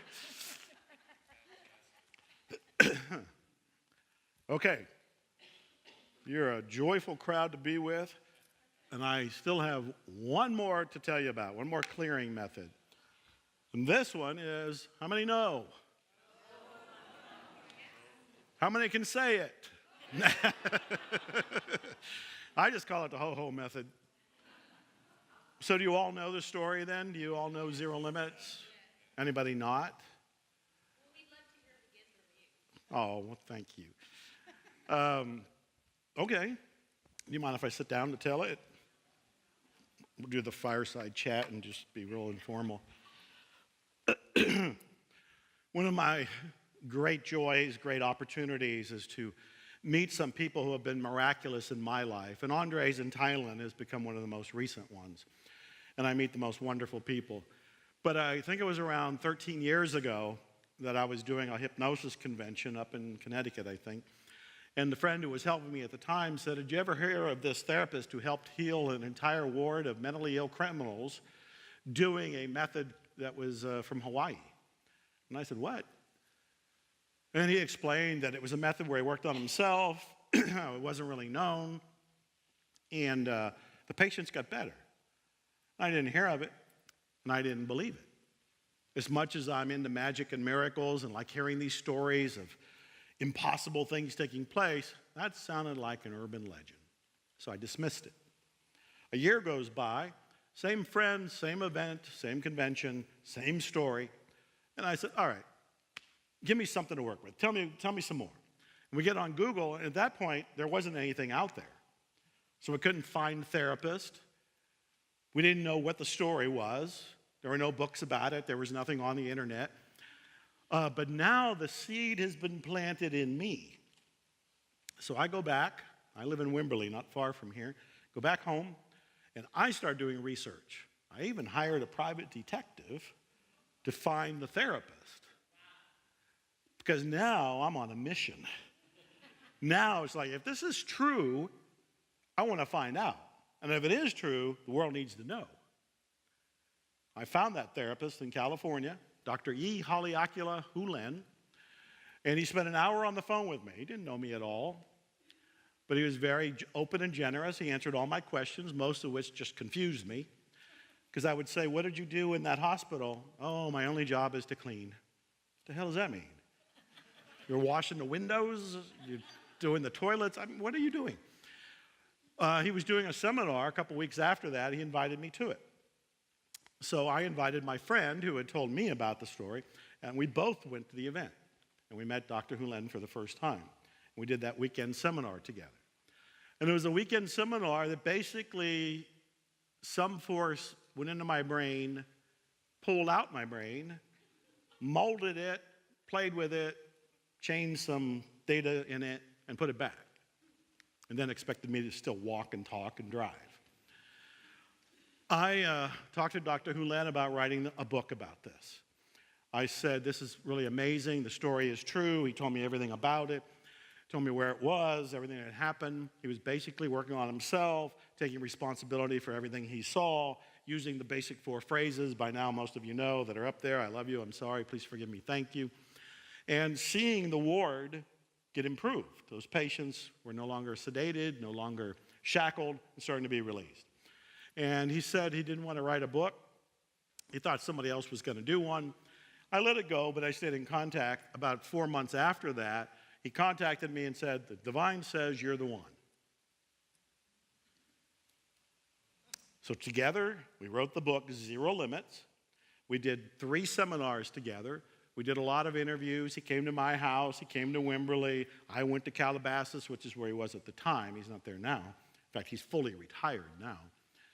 And ended up writing a book that has been one of the most empowering, confusing, liberating, triggering for a lot of people books that I've ever written. I still want it to be turned into a movie, and I've been talking to different movie directors because I think it's like One Flew Over the Cuckoo's Nest, but with a happy ending, you know? 10 years after writing Zero Limits, I wrote another book called At Zero, and that covers that 10 years of the things I went through from doing Ho'oponopono every single day, still doing it today, and also from hearing from all the people from all walks of life who have used Ho'oponopono on relationships, finances, animals, anything you can think of. Always turning within, always clearing themselves. This is why this is the clearing technique. You're clearing yourself, and as you clear yourself, the outer world seems to change. The outer world is really just this illusion anyway. It's the mirror. It's only looking like it's changing because you change the inside of you. And Ho'oponopono is one of the ways to do it. So Zero Limits, At Zero, they're 2 of the most controversial books because people who get it and take responsibility now have a tool to use all the time. I'm using it right now. It's the background in my brain. It used to be the self-talk. Now it's I love you, I'm sorry, please forgive me, thank you, I love you, I'm sorry. Just going on and on and on to kind of keep me cleared and going forward. But the big thing people don't like is taking full responsibility. Because they want to say, it's my sister, it's my parents, it's my boss, it's my neighbor, it's the president, it's the whatever. They want to point to something else. They want to point, and it's easy because you can find all kinds of people who will agree with you. That's attracting what you love, hate, and fear again. For me, Ho'oponopono is one of the most powerful tools I've ever come across because it clears you to allow the divine to come in, the great something to send you messages. Or if you send a message to the great something, you've purified, you've cleared. If you think through that graph I showed early on about how the universe works, and the messages that you're receiving are hitting your beliefs, and the messages you're trying to give to the universe are also hitting your beliefs, Ho'oponopono helps you erase those beliefs. And as you erase those beliefs, you more quickly get to have, do, or be what it is that you want, or something better. Yes? So, if I remember correctly from Zero Limits from the book, it was really all about relationships between the doctor and the patients. Have you, over the past 10 years, I'm assuming it's also possible to do it with aspects of yourself, even if they're not, if you don't see it necessarily as a relationship, but you see it as a part of yourself you may struggle accepting. Have you done that, and how effective did you find it? What a wonderful question. You get a copy of the book at Zero, which is the sequel to Zero Limits. How about that? I'd love to read that. Thank you. So if you didn't hear the first part of his question, it was about the relationships. He said the focus of Zero Limits seemed to be that it was on the focus of Dr. Hulen and the inmates who were shackled or sedated. So let's be clear. The focus is never on anybody else. Ever. Not in Ho'oponopono. Ever. Even then, in the hospital, it was not on the inmates. It was on Dr. Hulen's perception of the inmates. And this is the thing I'm always reminding myself as well, and everybody else that brings it up. It is not about the other person. You almost always have to remember that is a character in a movie playing a part you wrote, and they only wrote that part to bring up the belief that's in you. So they're the trigger. They look like they're the trigger. The trigger's in here. Where are you feeling it? You feel it in here. You look out there and you say, oh, that guy pulled me off in traffic, or my boss did such and such, or my employee. But no, those were the triggers that are stemming from in here. Dr. Hulen is famous, I think it's in Zero Limits, for saying, have you ever noticed that when there's a problem, you are there? That is one of the greatest little statements, and everybody laughs, but they get it. It's like, you're participating. So I've heard many stories, your question is so wonderful, from people who are learning that it is not about cleaning other people. It is about cleaning your perceptions of what you think are other people. And that gets difficult because our mind really wants to say, it is the other people. It is so easy to go there. But that's why Ho'oponopono is a practice and a discipline and a tool. And it's so cool because you're basically just saying 4 statements to the divine, to the great something, as you're feeling this trigger that appears to be from somebody else. So when you asked about the relationship, the only relationship we're not worried about it, that we're working on, is the one between you and the divine, you and the great something, you and God, you and the universe, you and the great mystery, I think Joseph Campbell called it. Yes, sir. Yeah, at some point in the beginning, or near the beginning, you talked about what we might expect to get out of this today. Yes. If you didn't, I certainly imagined the question. But I had no idea what I wanted. I knew I didn't feel totally satisfied. And today it's kind of shaped in my mind that what I want is the rush that comes with the successful completion of unlikely things that are for the good of other people. And I was in a position to do that at one time in my late 30s, and I had several of those rushes, and life was sensational. I mean, we turned around the opinion of the people in the town about their town and the other cities that published about us, about the town, and we won national awards, and it was really terrific.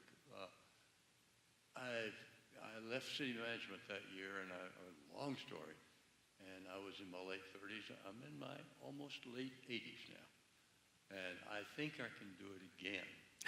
I really do. I know you said don't tell people these things. It'll cause them. Oh, this crowd will support you. This is the crowd that would support you. But I think I can. Right now, I don't know how because I'm not in the kind of position where I can bring that about, but we'll see. Make it so. Feel it real. And here's a copy of The Attractor Factor, which is the book that got me into the movie The Secret. 5 steps for creating prosperity. Let me see where I left off here. Yeah, that's the sequel. @0 is the sequel, which we do have some. Caroline will tell you about pretty soon. Yes? Somebody want to give her a mic?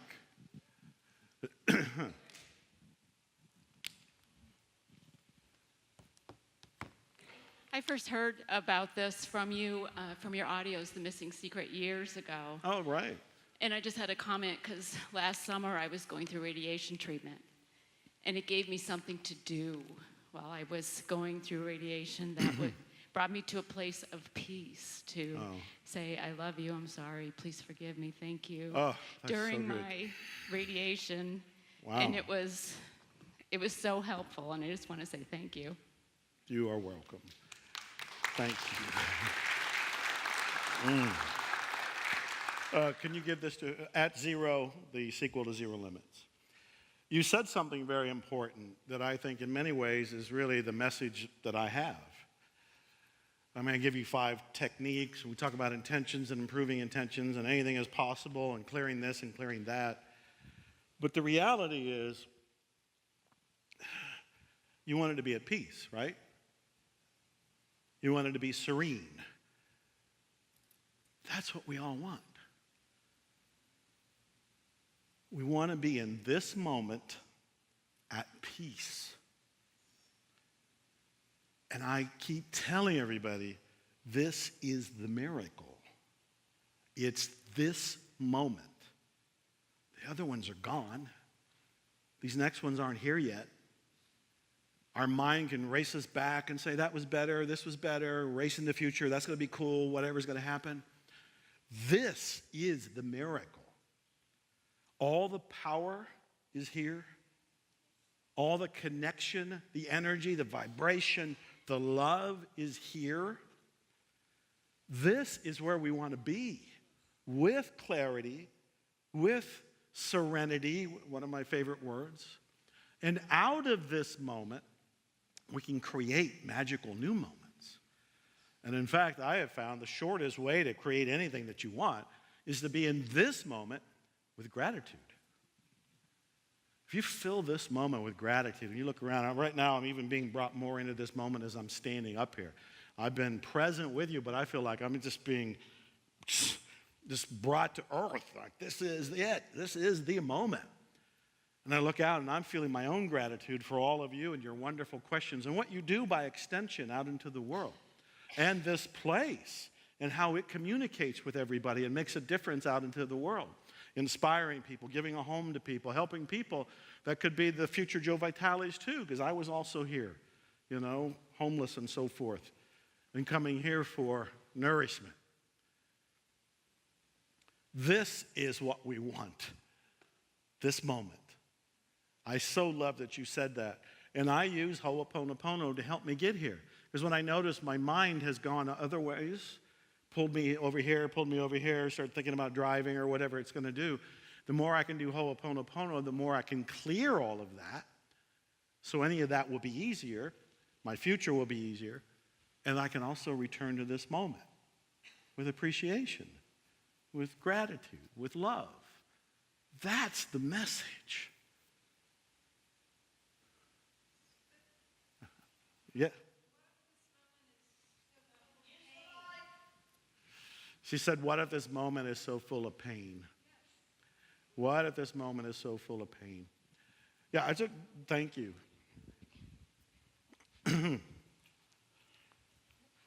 Yes, of course. One of my singer-songwriter albums called Reflection. My CD players don't work. That's the problem with we musicians these days. We come out with CDs and then CD players don't work. I have a Track Money Now. Okay.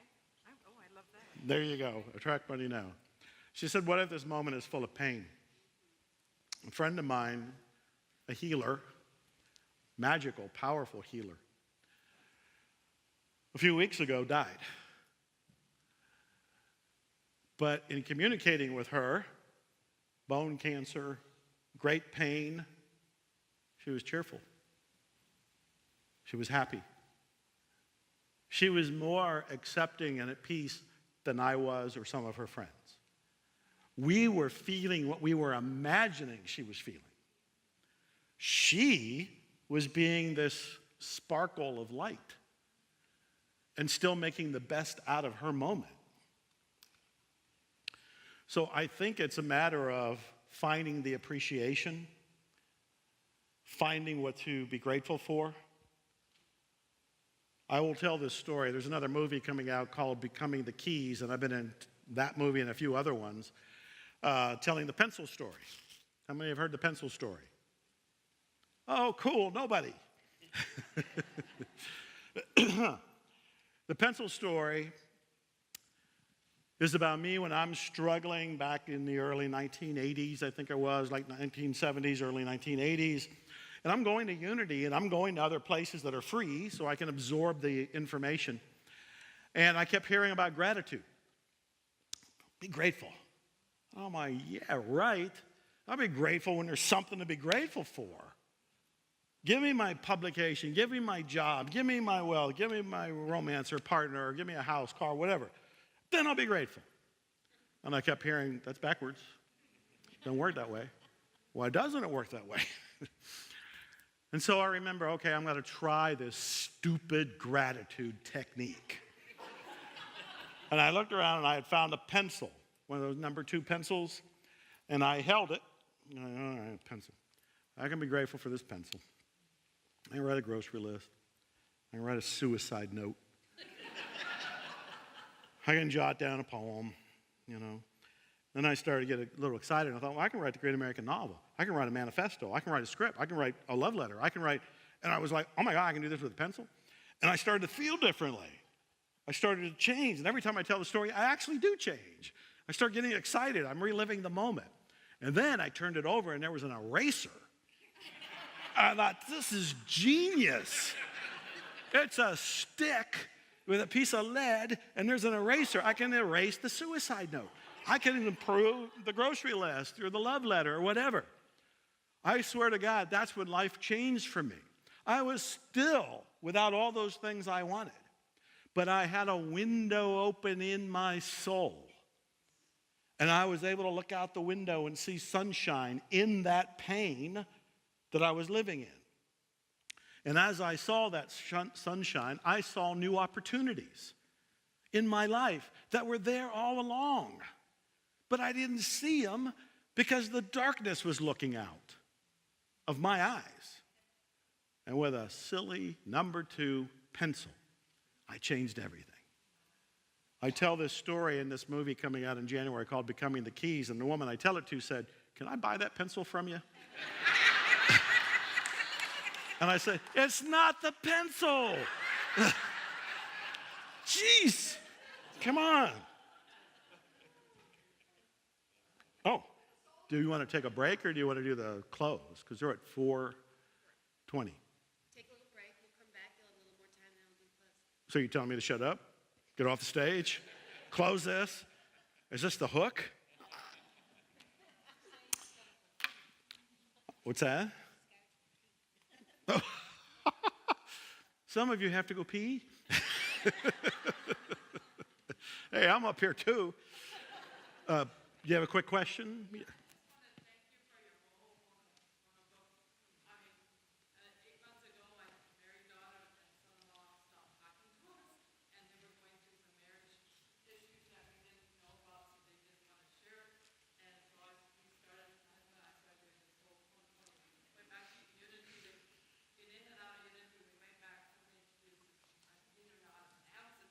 Right.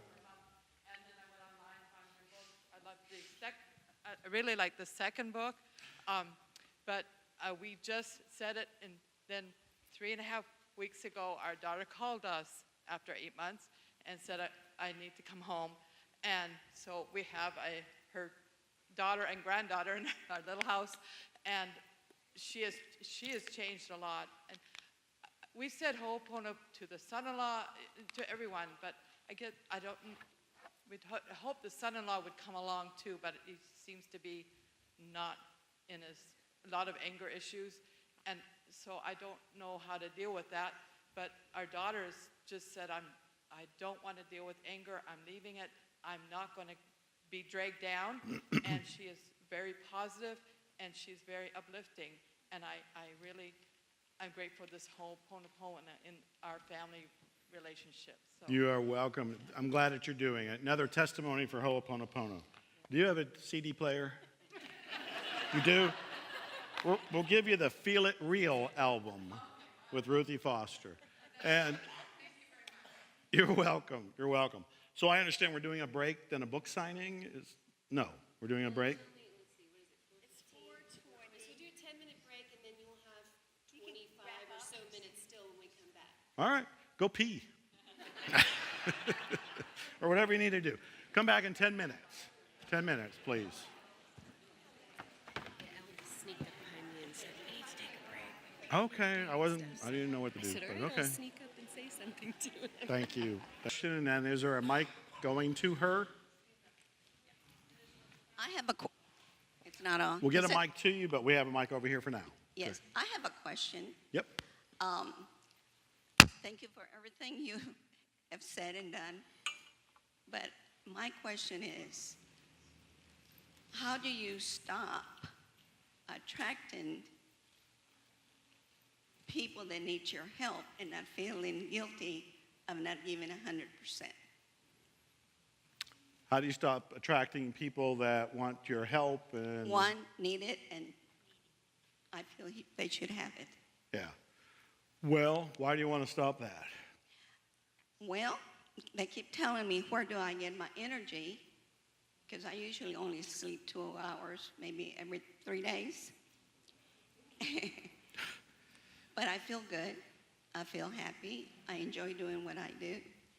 And I think that my energy comes within meditation, prayer, and good friends praying for me, because I don't have time for other things. But I do take time for myself, like today. I did take time for myself today. So what's the And issue? then I feel guilty about it, You feel guilty about which part? taking off of helping people, Oh, I see. Okay. taking a day off. You are all unity people, right? You're all counseling other people, right? What would you tell her?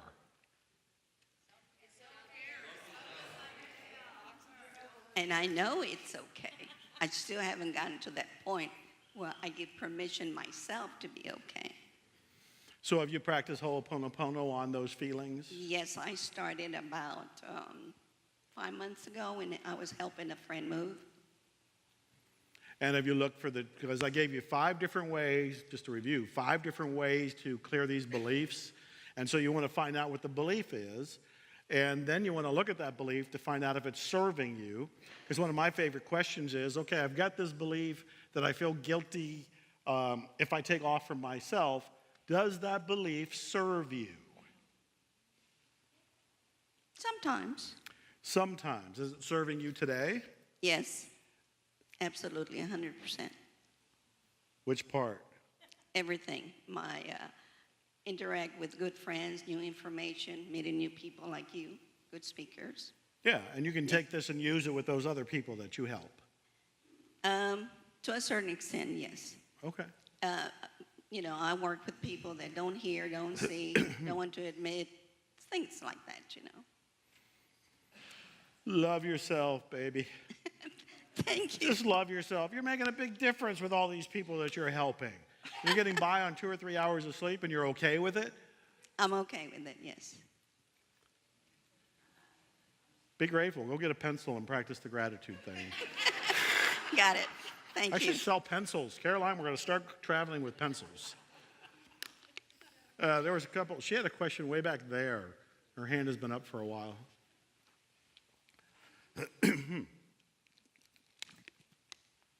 Hi, first of all, thank you so much for being here. I've enjoyed your dynamic presentation. And my question is your happy thing up there, does that coincide with the chakras? Does that coincide with the chakras? I have never thought of it that way.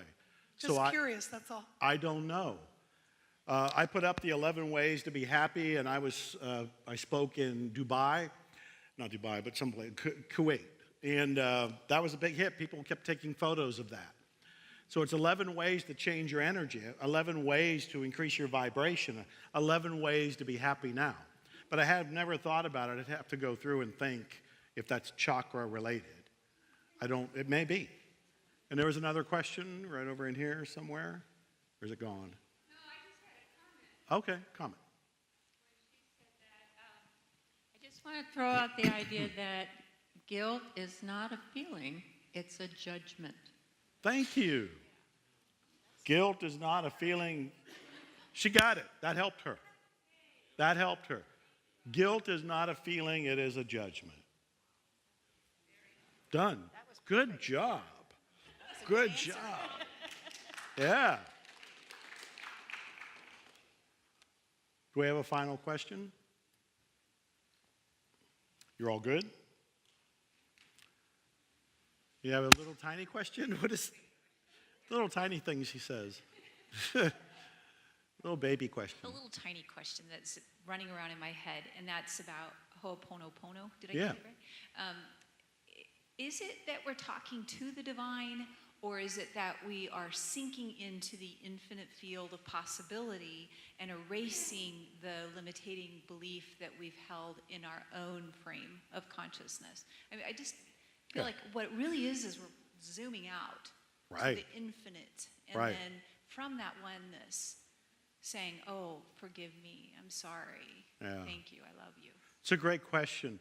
From what I understand from Dr. Hulan and my own practice and the other people that practice it and we've conferred, is that we are talking to the great something, which could be God, the universe. We all have different names for it, 99 names for God. I mean, we have all of that. But it's my personal relationship to the divine. I am talking to it. And I am saying, I am sorry. In fact, this is the more elaborate way of doing the 4 phrases. I am sorry for whatever I or my ancestors have done to create this perception I have. Please forgive me for the beliefs I'm carrying, no matter where they came from, because it could be ancestors, epigenetics says it jumped generations. We don't know where they came from. Thank you for clearing me, for clearing the data, for erasing all of this. I love you for returning me to wholeness. I love you for my life. I love you, period. I think if we just say I love you, we probably do it all. And so it's a communication. Dr. Len has said a few times it's like a petition. It's like a prayer. It's a request. It's a psalm. It's an open sesame, but it is your communication with what you believe to be your creator saying, I have this perception going on, and this is what I want to handle. Please help me. I love you. I'm sorry. Please forgive me. Thank you. Yeah. And that raised the question.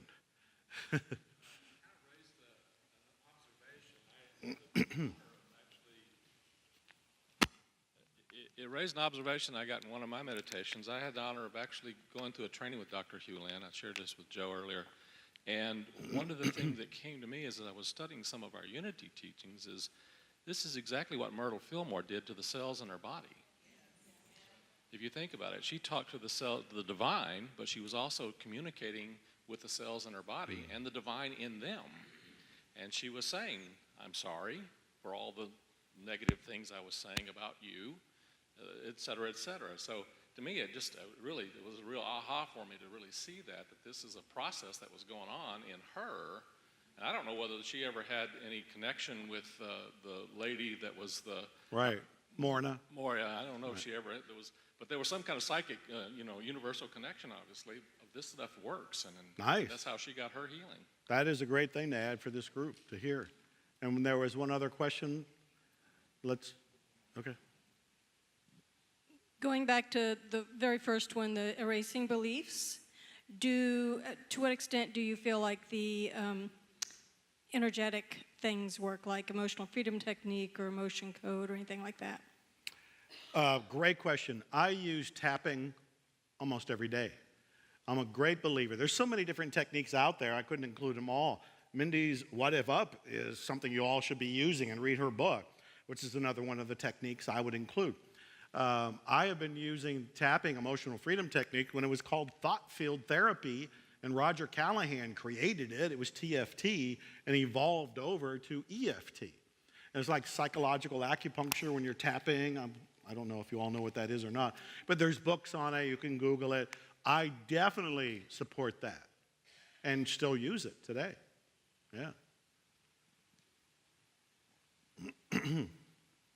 So you just ran through that quick explanation of the statements. Yeah. And I was kind of like, oh, that, I should have recorded that. Is that in one of your books, that the way that you explained that? That is a great that's question. very different from the way I've heard it explained before. Because when I heard the story, he was saying Ho'oponopono over files, and that was still about him and the patients. Right. In my mind, the way I heard it. Right. But the way you just described it really went click for me. So Yeah. It's in At Zero, which is the sequel to Zero Limits. Since At Zero was 10 years later after Zero Limits, I knew what people were asking. I knew what their bumps were. I knew what they were wanting to know. And I had also heard everything from what order do you say the statements in? It doesn't matter. Do you need to feel the statements when you say it? No. It helps if you do, and I think by saying them, you will start to feel it. And what are you exactly doing when you say the statements? I put all of that in At Zero. And I'm going to have Caroline come up in a couple minutes and tell you about At Zero and a couple other things. I'll take one last question, which I think is her. It's not really a question, but just supportive of, there's so many techniques that can help us in so many ways. Before I ever even started any of this work, which was years and years and years ago, I read a book by Jack Sarno, Healing Back Pain. Yeah. And there was one little thing in it that said, spoke to me on how to get into the present moment, because nothing is wrong in the present moment. And I had had chronic back pain that no one could figure out. And his technique was, it's a memory, it isn't even real in the present moment. And I went to bed without any medication about 3 nights in a row, and it was gone. So I use that technique oftentimes with headaches. Sometimes I start getting lower back pain. I use it again and over again because I'm not in the present moment. And I also think tapping is something that brings a person into the present moment. I am so glad you brought that up because we're going to use that as the ending statement. All of this has been about the missing secret. And the missing secret has been about working with the counter intentions in your unconscious/subconscious mind. John Sarno's work, which was primarily focused on people with back pain, was all about discovering that the pain you have is a distraction from the emotional stuff you don't want to face. And the emotional stuff you don't want to face is in the unconscious, subconscious. All of what we've been talking about, all the techniques, the 5 different ones, Ho'oponopono, even the added ones with EFT or what if upping, all of this is to work with that hidden database. And the more we clear it, the back pain goes, the neck pain goes, the relationships improve, the money you're looking for, the $4 million for your different expansions. I understand you need $100,000 to put a bathroom back there. Let's do that for your speakers. I love you. I am so grateful to be here. As I told you in the beginning, you are what influenced me and helped me and got me to survive, prosper, and keep on going. So to be here is such an incredible moment, an honor, a treasure, a memory. Do me one little favor. Caroline Harper is my assistant, basically doing everything for my company. And she wants to come up and talk about a couple of my books and a couple of programs. Give her 10 minutes to tell you about that. And I'll hang around. I'll sit over there and I'll sign books or, give me checks, money, whatever, meal coupons, something. I don't know. Thank you, thank you, thank you. Thank you.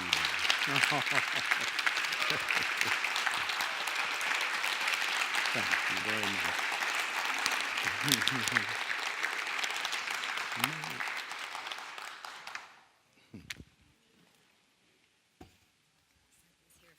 Sure. So we have have forms coming around to all of you so that we can find out if and how we can serve you further beyond today. So I'm just going to share a thought and a couple stories in the meantime while you get the forms, and then we'll go through them together.